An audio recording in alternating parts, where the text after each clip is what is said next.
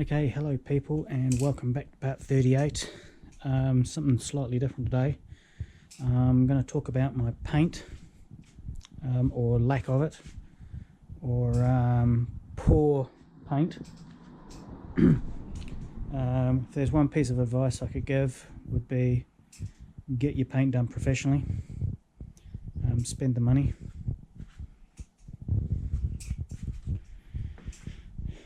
Now I painted this one with a rattle can. I used the pinstriping from the local hardware auto place to sort of go between the black and the white.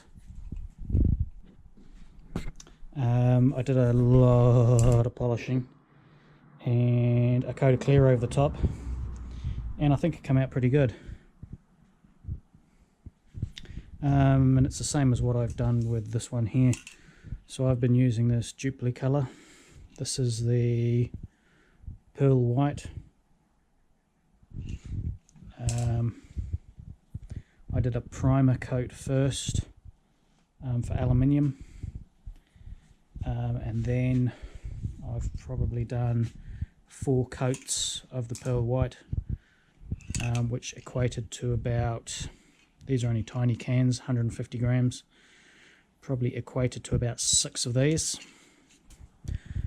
So I've just done a wet sand with 1200 grit. Couple of little imperfections still to sand out. I can feel with my fingertips. And then I'm going to get some cut and shine onto it. And hopefully get this thing nice and shiny. But yeah, I also painted the scooter with exactly the same brand of paint, but no clear on this. This was just straight paint. It's pretty tough stuff. It doesn't chip or crack. It's pretty good. So yeah, that's what we're up to. We'll continue polishing this and getting it looking nice. So yeah, let's carry on.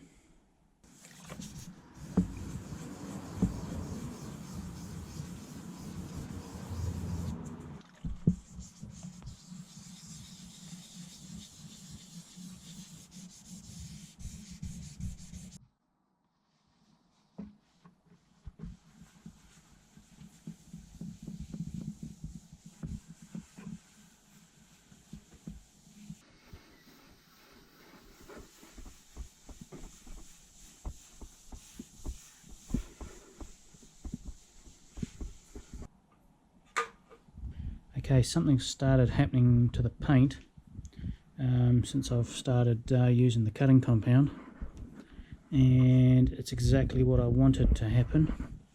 It's actually bringing through like a blue pearl, like you'd see in pearls, I suppose. The GoPro's probably not going to show it, but yeah, I'm quite chuffed with that. It's starting to look good.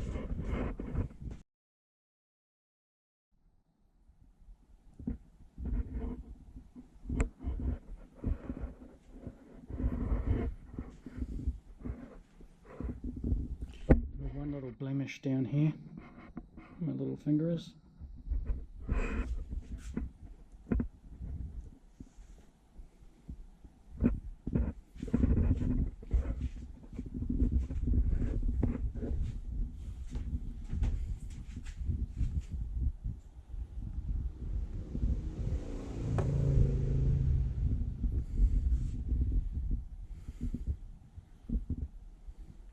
Apart from that,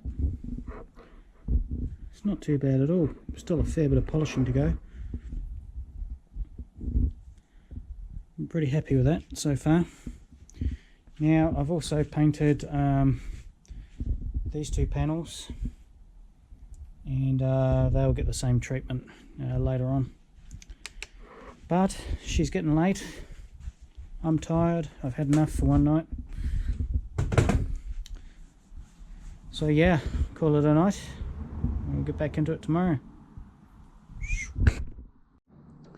Okay, so I was in at the electrical wholesalers this morning, getting some stuff for a job that I'm doing on Monday, which is a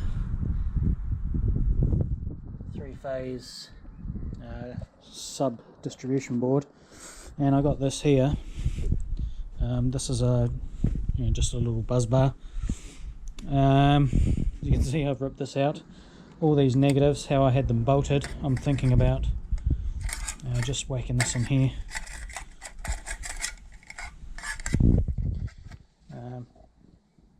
Yeah, call me fussy, a bit over the top, but I think it's going to look nice and tidy. So yeah, I'll bolt that in place, and should look pretty cool. This is rated to 100 amps, so yeah, overkill, absolute overkill. Yep, so totally over the top, way over the top, but I'm going to be able to sleep at night now, knowing that I've done it properly. Okay, so what's next? Right, I'm going to run a cable all the way down to the oil pressure switch. Now this wire zips up through a hole up here somewhere, runs right beside the engine. So I have some heat-proof cable, and I shall go find that now. I think I've lost it.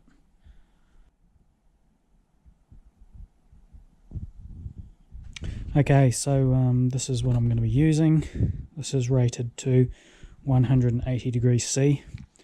It is for use in like ovens and hot water cylinders and anything that has heating, so it's not really automotive sort of cable, I suppose, but it's what I've got, and I'm sure it's going to be fine.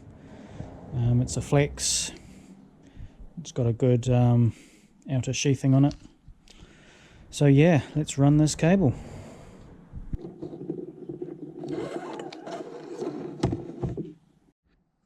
Okay, so I couldn't remember how the bloody old cable went, but I think it snuck round with this one here, which goes to the ignition timing, and I think it came down here, went through there, and then somehow came out down there. So yeah, this could be a little bit tricky, to say the least.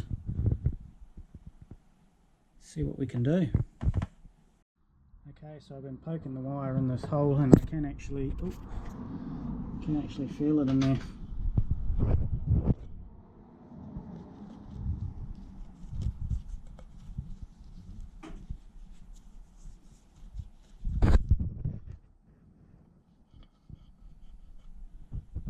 Go get some long nose pliers to see if I can hook it out.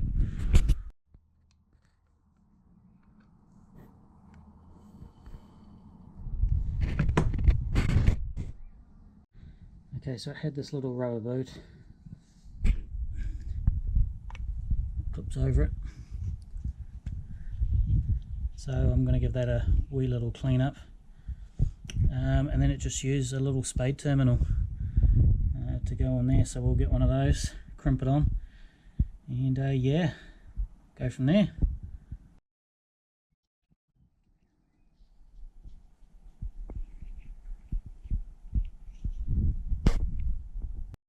Okay, so this little end here basically takes one of these, and she just slips on like so. So let's crimp this onto the end of this cable.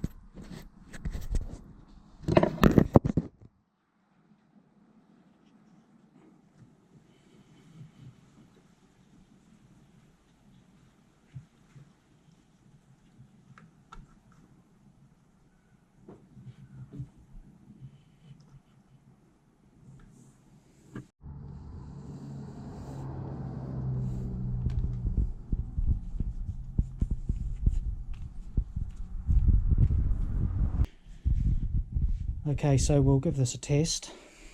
I've got my multimeter set to ohms.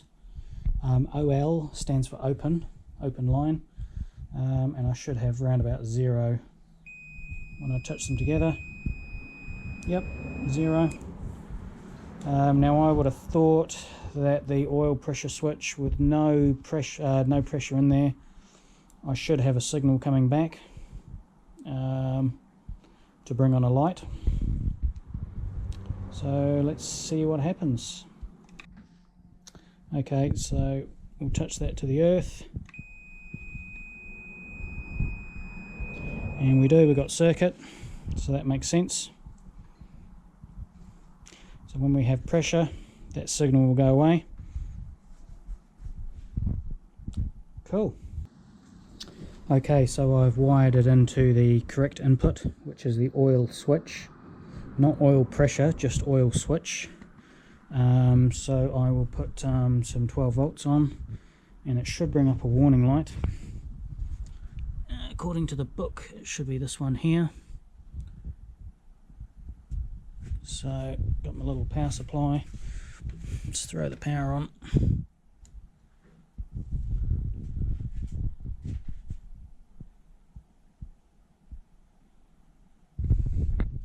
And there we have the warning light, which actually appears to be brighter than all the other ones. So yeah, cool.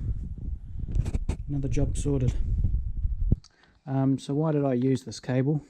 The 180 degree C, because it runs internally of the motor, and it will be touching the motor. All the other cabling that I've used is, you probably can't see, but it's rated to 105 degrees C. Now that's kind of up and under the tank there, and it's not really touching the motor as such, so should be fine at 105 degrees C. So yeah, that's why I used this stuff. As you can see, I've been polishing again.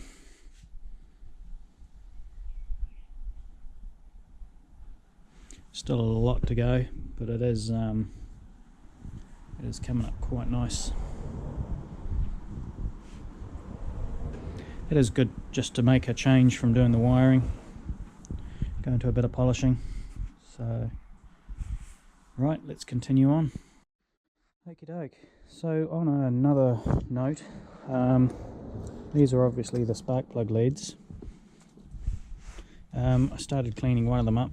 You can see the difference. See the difference there. It came up quite nice. One of them was corroded. You can see the end. I think it's brass on the end there, something. You can see the one on the right there is completely gone. So I was thinking about replacing all 4 of them. Unfortunately, I can't seem to find any for sale in a kit. You can buy them where they're twice as long, and the whole idea of that is to get rid of these and hide them up underneath somewhere, which, yeah, is tempting, to be honest. So I'm thinking about unbolting these and just kind of holding them up there and seeing what it looks like, because this is a bit ugly, to be honest. Even with that plastic cover on, she's a bit ugly. So I'll whip all these cables off again, unbolt it, and then I'll just zip tie it up there somehow, throw the seat on, the rear cowling, and make my decision from there whether I buy the longer high tension leads. Cool, so let's do that.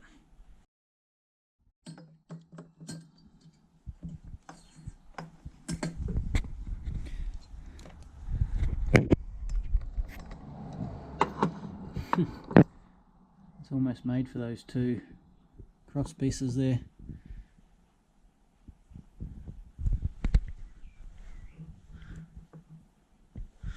Okay,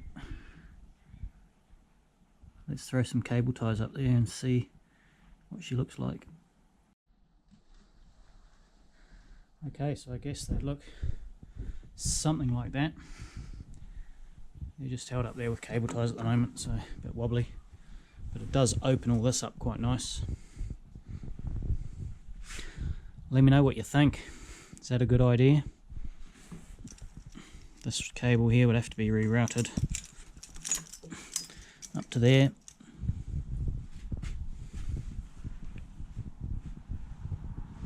And all the spark plug leads come out of there and up to there. I've also been polishing these as well. They're starting to come up nice.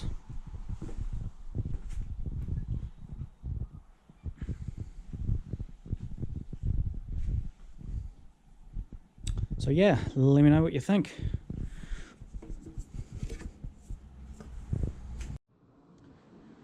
Cool. Okay people, so I shall leave this video here for now. Thanks for watching. Hope you enjoyed the video. Always appreciate your comments and suggestions and all that sort of stuff. So yeah, like I say, let me know what you think about the coils positioning. I know they're probably going to be in direct spray of water, but to be honest, this bike is not going to be going out on a winter's day in the rain. This is going to be a Sunday summer rider.